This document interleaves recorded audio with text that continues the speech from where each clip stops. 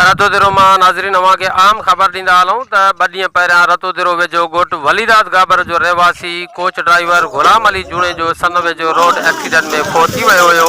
मरहूम खे जनाज़े निमाज़ बाद सवे आलिन अखियुनि सां पंहिंजे अबाणे क़ब्रस्तान में दफ़नायो वियो। मरहूम जे पोयरनि सां ताज़ियत जो सिलसिलो पिणु हलंदड़ आहे।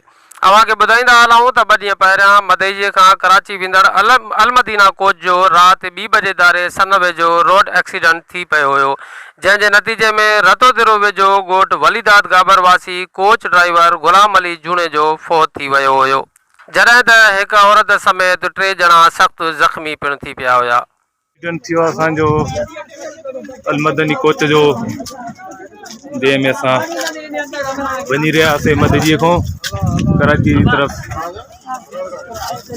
काफ़ी माण्हू ज़ख़्मी थी पिया आहिनि। नाज़रीन, हीअ आहे कोच जो ड्राइवर मरहूम गुलाम अली जूणे जो, जंहिंजी कुझु ॾींहं पहिरियां पंहिंजे मासूम बचड़नि सां हिकु वीडियो रिकॉर्ड थियल हुई, जेका हींअर अॼुकल्ह सोशल मीडिया ते वायरल पिणु कई वई आहे।